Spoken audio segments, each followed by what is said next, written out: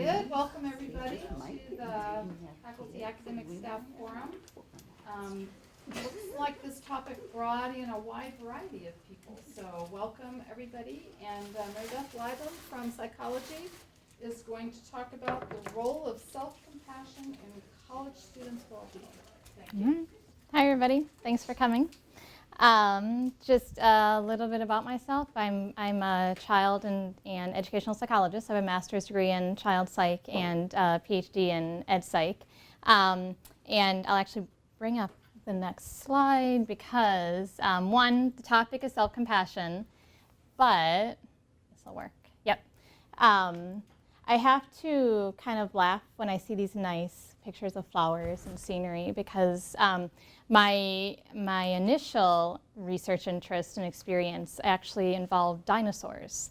So something about that, and then now I see these pretty flowers. But anyway, my first 5 years of grad school, I was involved in an ongoing NSF study looking at young children science interest, and particularly young girl science interest.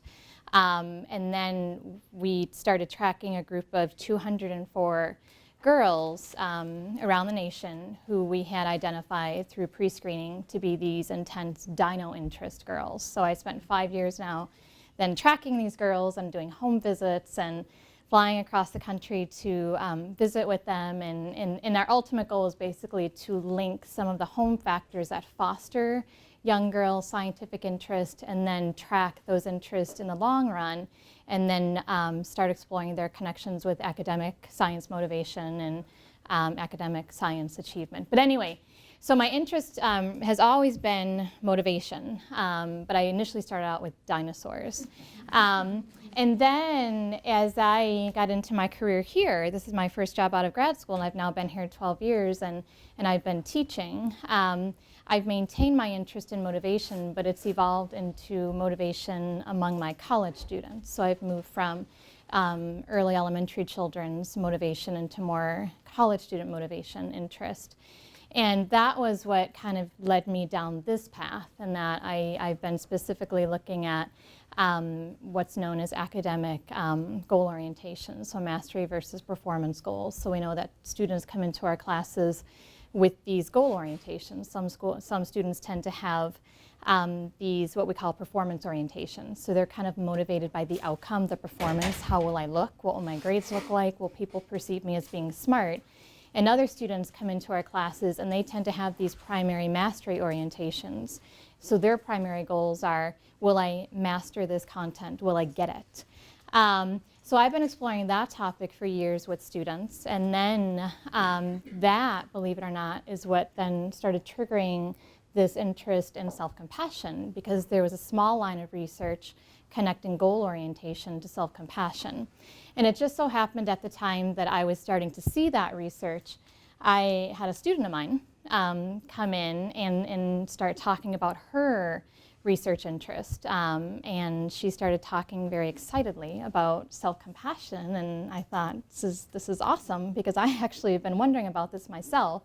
And so it was just a perfect opportunity, in that we decided that we would start working on research together. So your wonderful faculty-student collaborative research experience, and we are now in our second year now of exploring this idea of self-compassion.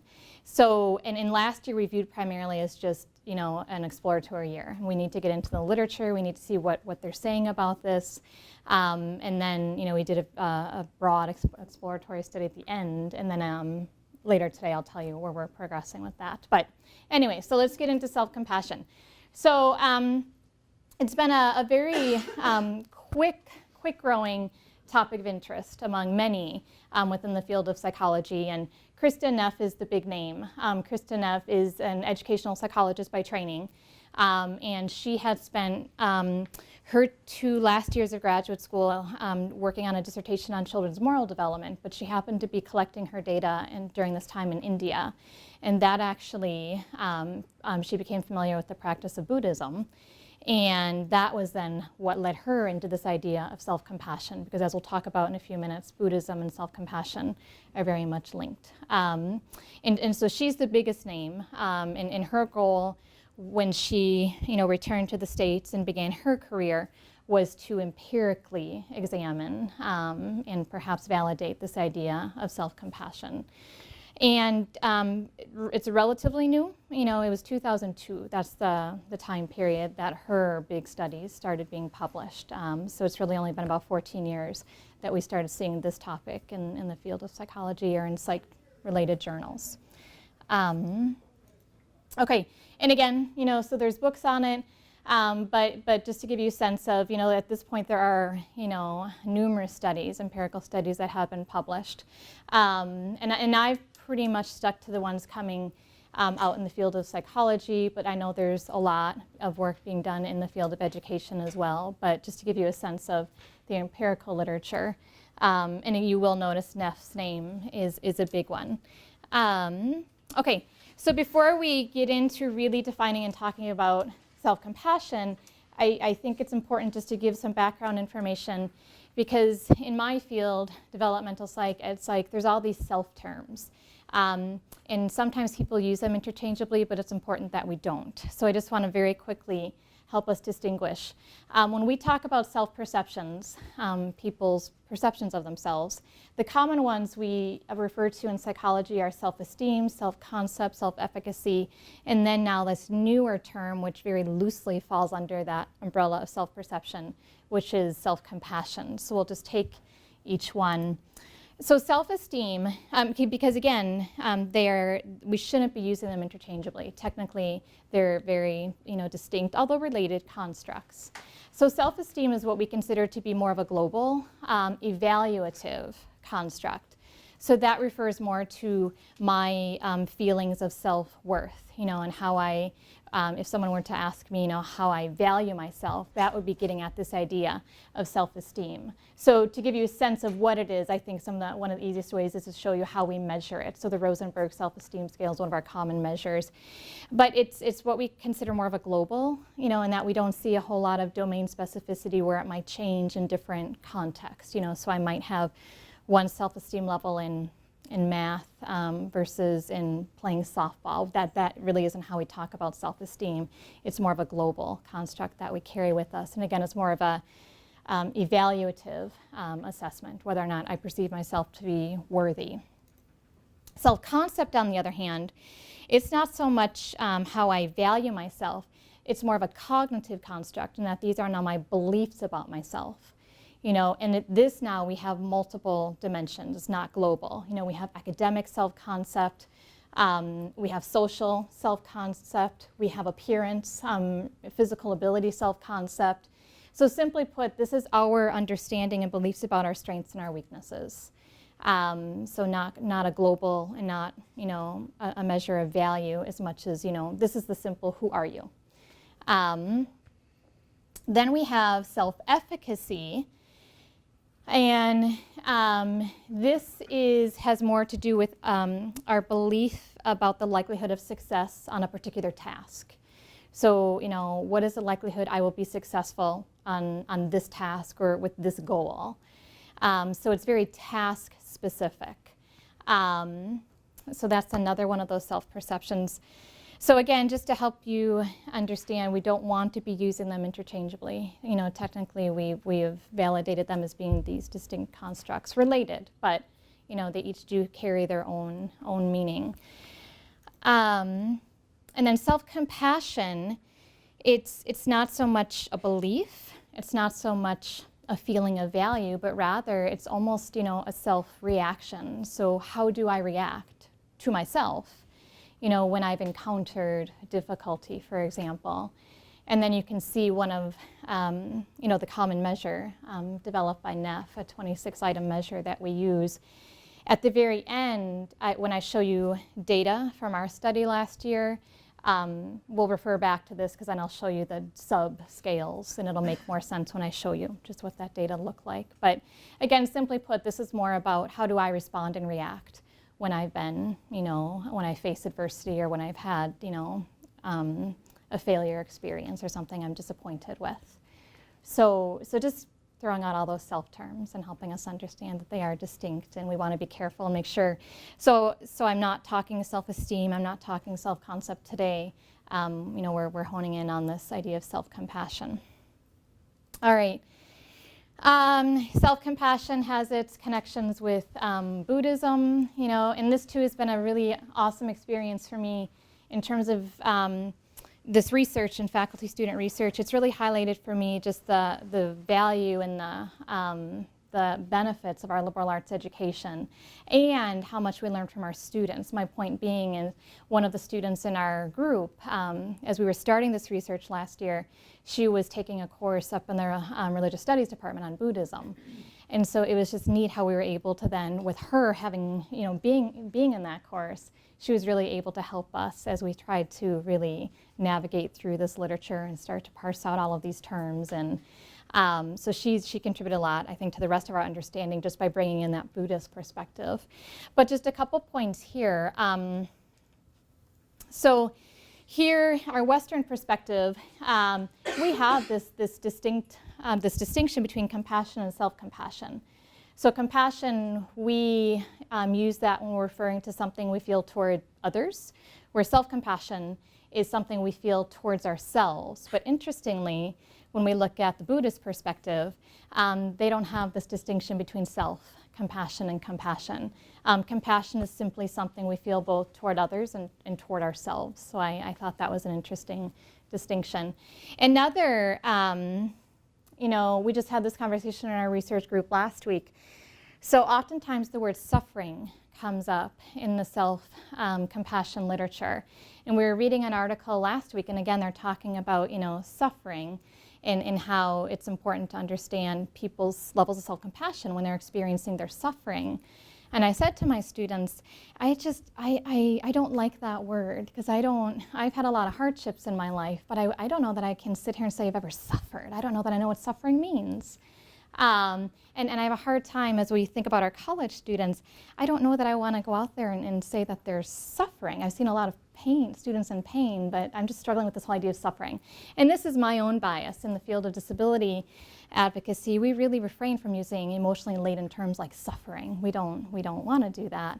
This same student, again, said, I remember learning in that Buddhism class that they don't use suffering like we do. To them it's more about just these, imperfections or impermanence so I think they use it very differently. And yet again I thought, yes, of course, so just that neat connection, the whole liberal arts and also the student contributions to our faculty student projects. So keep that in mind because the word suffering comes up a lot. But I do think that we're using it because it's what's used in a lot of the original, Buddhism literature on compassion. But I think we may use it differently or think of it differently as they do. All right.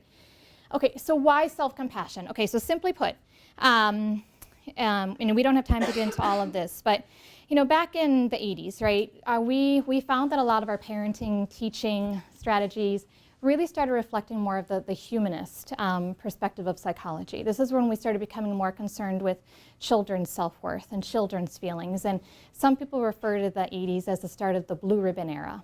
So no kid ever got cut from a team and nobody showed up at an awards ceremony and didn't walk away with an award. And there's an award for everything. And there was a lot of push to really just make sure children felt good and they felt good about themselves. And some argue that, decades later, we're paying a price for that.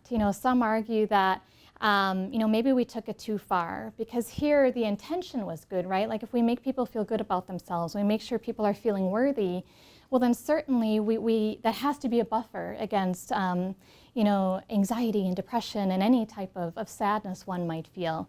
But we didn't see those rates going down. Depression, anxiety, some might say they increased among children and adolescents. But so that a lot of developmentalists then started questioning, well, if self-esteem isn't the answer in terms of what might be the buffer, what could help protect, what's a protective asset for our children, then what is? And that's basically what sparked if it's not self-esteem, we've got to focus elsewhere. And right at that time is when Kristen Neff came along and said, let's look at self-compassion. Maybe it's not so much making people feel good, and that'll prevent them from, having negative feelings or experiences. Maybe it's more teaching them how to more effectively cope with and react to the negative experiences and adversity they will encounter. So that's the part of the why, because we aren't convinced that self-esteem is the answer. Oops. And then just, again, furthering that. So simply put, we started having concerns about this self-esteem movement and all of the efforts being put into these self-esteem interventions that were being employed in K through 12 settings. And just some of the concerns researchers have had. Some research has talked about, is there a link between self-esteem and narcissism? Could we potentially be fostering that? Other research has said no, those are two distinct. If you look at their origins, their trajectories, those are two very distinct concepts, narcissism and self-esteem. But nonetheless, that was tossed out as a concern.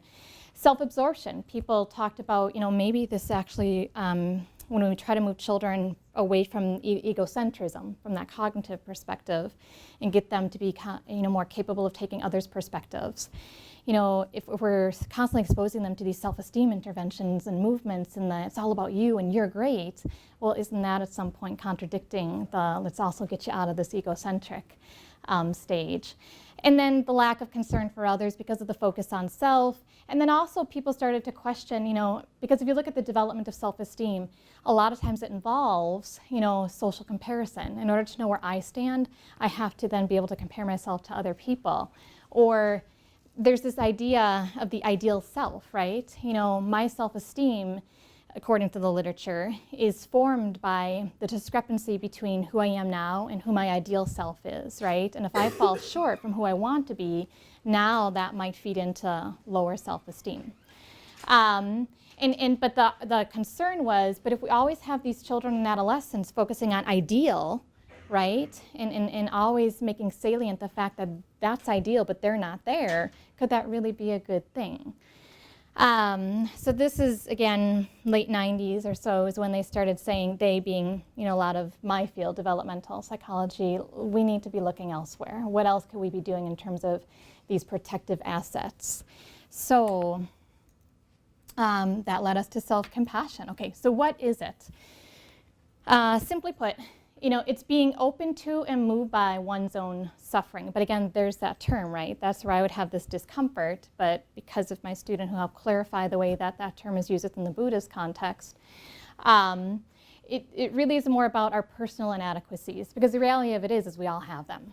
So it's being open to them as opposed to avoiding them or being shamed by them. It's experiencing feelings of caring and kindness towards oneself, as opposed to the harsh judgment or criticism we expose ourselves to. It's an understanding but non-judgmental attitude toward our weaknesses and failures, because again, the reality of it is we all have weaknesses, we all have failures. And it's recognizing that our experience is part of the common human experience. We call that common humanity, right? So we're not isolated here. So yes, I have weaknesses, I have failures, but the thing of it is everybody does, right? That's one of the things that probably impacts my teaching the most, is standing in front of a class, and sharing with them and telling them as often as I can, I'm as flawed as you are. I just because I got here doesn't mean I never failed a test, And their looks, their reactions to me initially were shocking. Now I'm not shocked by them. But they've been so useful, in my experience, in that they've told me they didn't realize that. Like, they really don't think that I ever failed a test. They really don't think that there's things I don't know. And what a huge lesson for my students to know your feelings of, inferiority or disappointment because you failed something. That's here. We've all been there. To me, that's huge. I think when I started becoming more open with that part of me, with my students, the atmosphere in my classroom started changing big time. But it's helping them realize when we're self-compassionate, we're understanding any of these inadequacies are nothing unique to us. Many people have them. What it is not. So it's not being selfish or self-centered. It's not that at all. It does not mean that we are prioritizing our needs over other people. So that would be taking this extreme, view of self-compassion, and it's not that. Likewise, it's not self-pity. There's no loathing, again, because it's the non-judgmental. It's recognizing, but not, turning that into the pity that some might be tempted to do.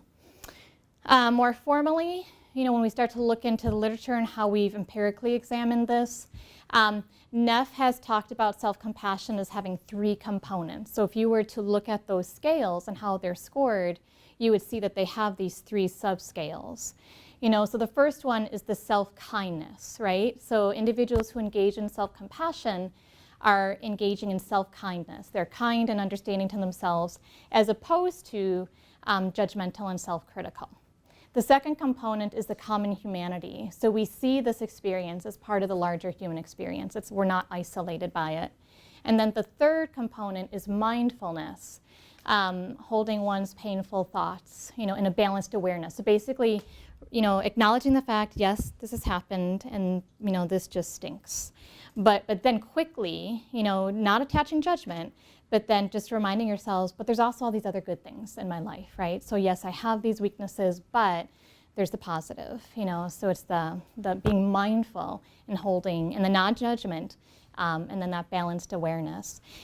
And this I have to laugh too, because this term started coming into, and when I say, into, I mean, my perspective, so developmental psych, ed psych, in the probably 2005, 2006. And right away when we started seeing those terms as educational and developmental psychologists, it was like, who does that? I mean, that's like that fluff people have talked about when we were these undergrad psych majors. And I was one of those people who was somewhat resistant to going there, right? But then it's been 10 years now, and I'm talking like the tier 1 journals, like Developmental Psych and the Journal of Ed Psych, and on a regular basis, they're publishing all of these rigorous,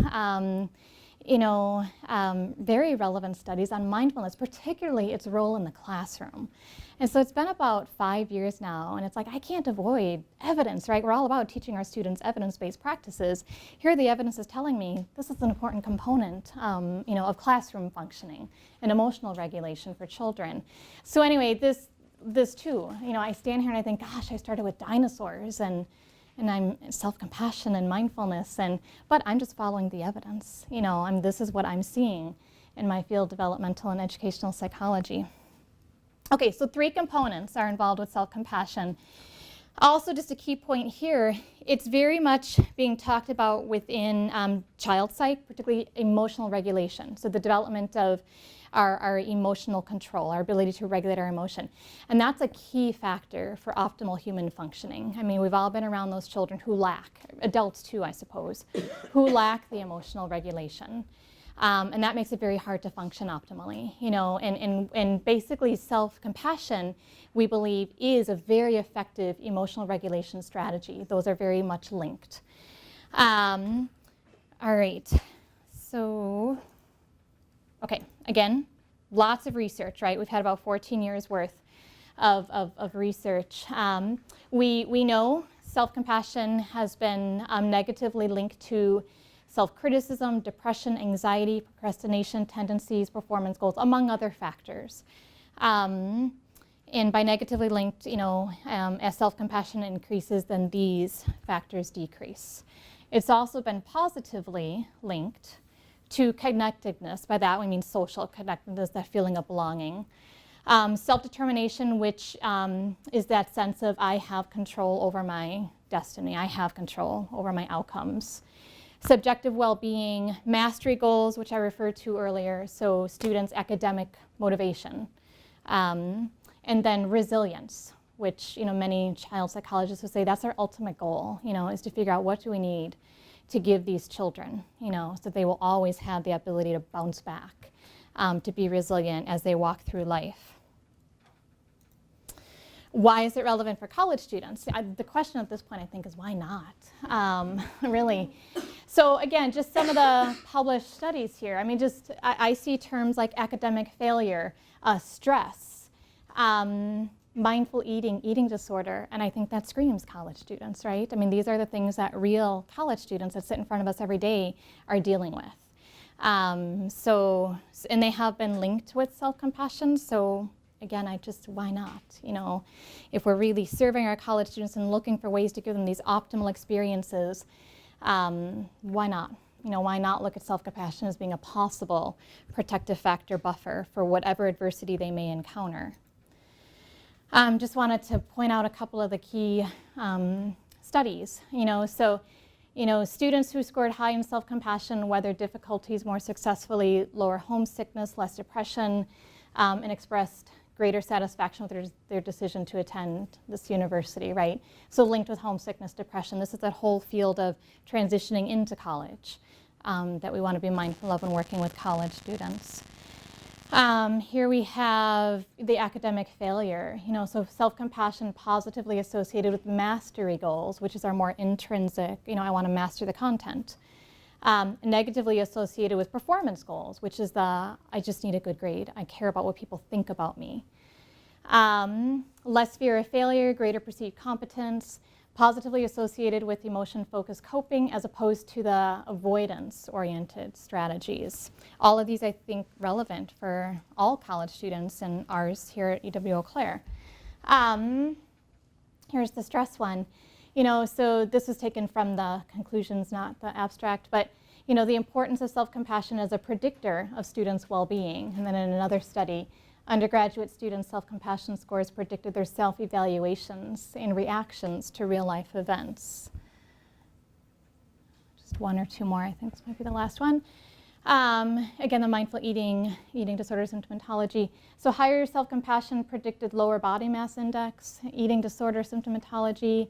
Higher self-compassion predicted higher mindful eating, and explained a notable 11% of the variance in mindful eating. So telling us, there's something there.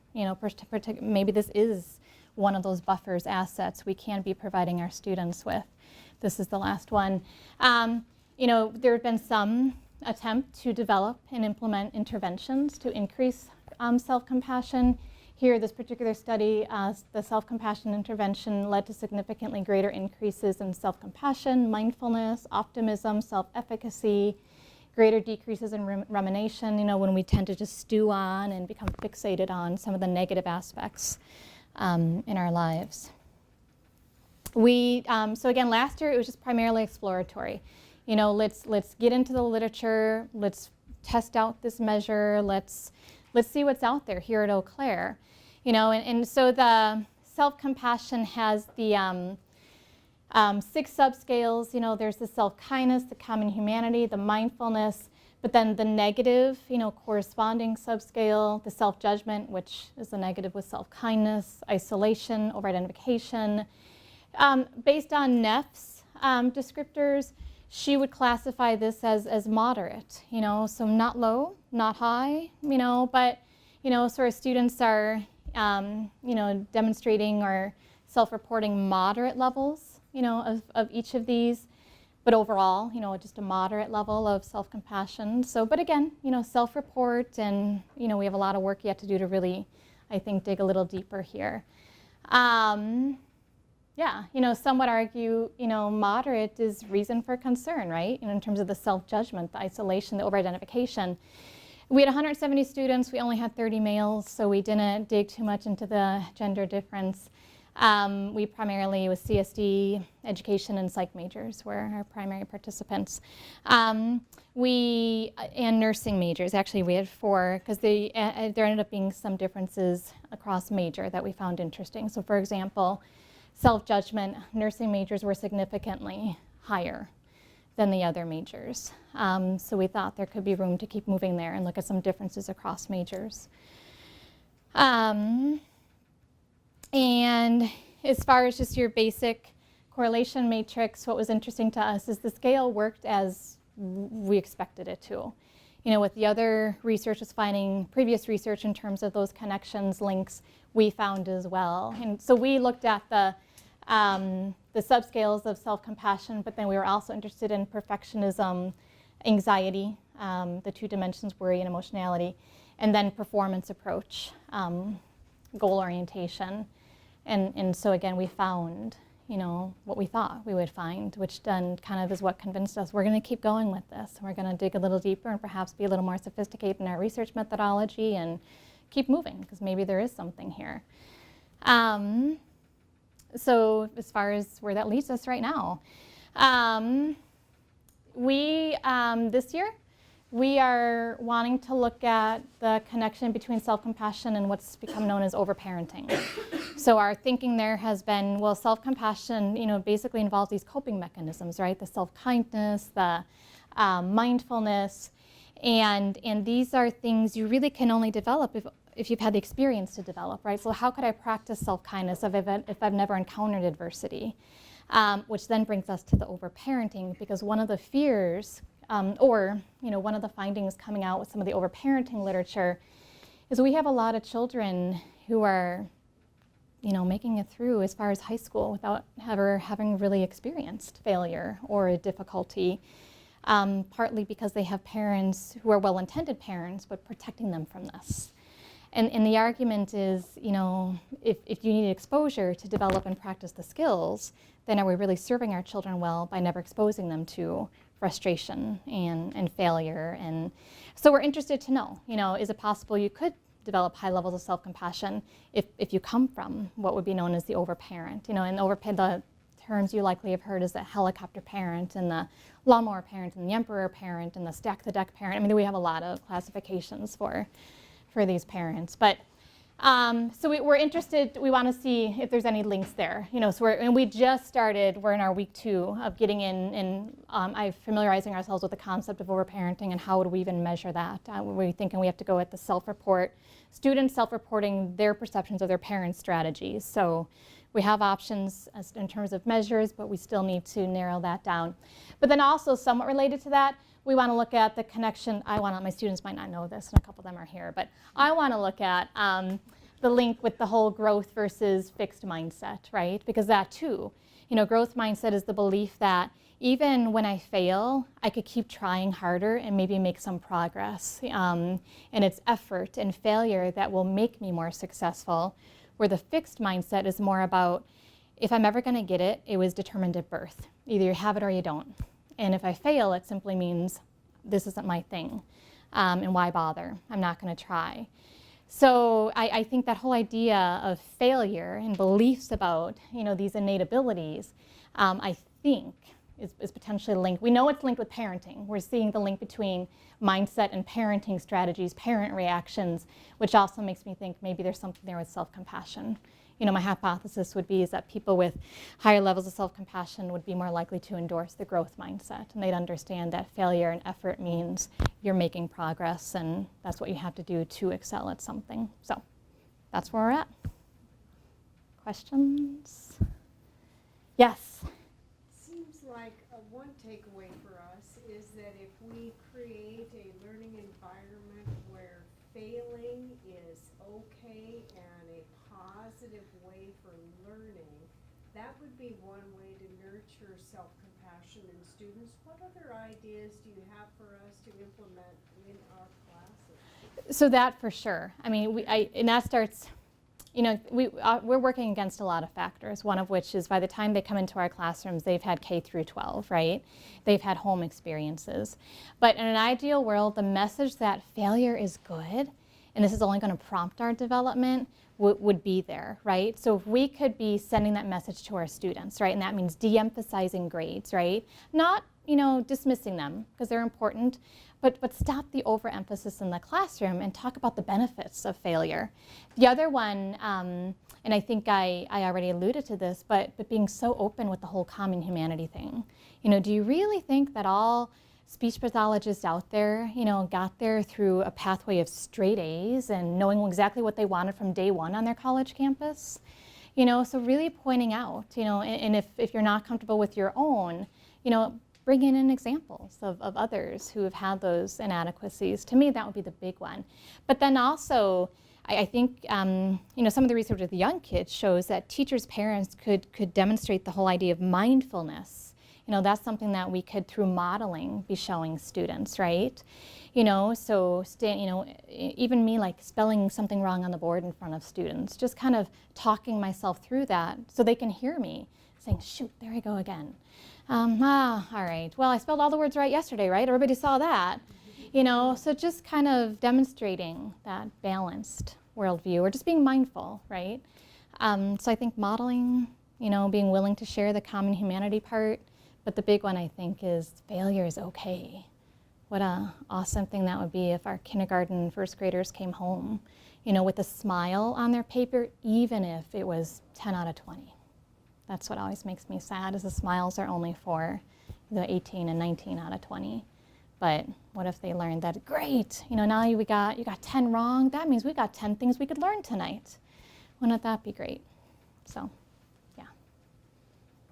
Yes? Have you factored in homeschooling into this at all?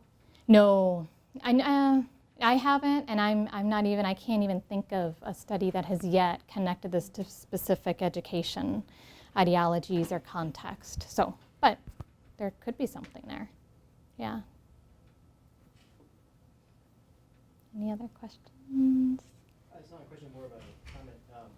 I don't know if this is any help, but it occurred to me when you bring in the Buddhist context with suffering, you know, that's true life is suffering. That's one of the tenets of Buddhism. And you're trying to get away from those attachments, right, so that you don't suffer. There is a Western context for the same meaning in compassion. As I understand the etymology, it's a Christian basis. So the compassion play of Christ's crucifixion, right, that is suffering. And so compassion is to suffer with in English. So I don't know what you're supposed to do with that. We've moved away, I think, from that meaning, but I think that is the etymology of the term. So that might explain at least where suffering is coming up in your research. Yeah. Term, beyond the Buddhist context. Just the Buddhist, yeah. There's exclusively Western context for that meaning. I appreciate that. Thank you. Any other? Of course, please let me know if you ever have any questions. And I do need to point out my colleague, Mickey, because she actually has been working on a project with mindfulness specifically. And so too, if you just any questions on, and that again, like I alluded to, I mean, just the evidence is telling us there's something there. If we really want to be looking at these assets and buffers we can be providing people with as they face adversity. You know, mindfulness interventions are there's probably more established, you know, evidence for the mindfulness interventions as opposed to self-compassion.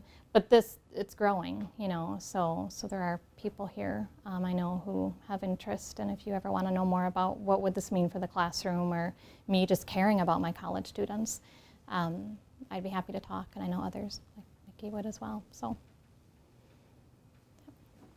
Very good. Sure.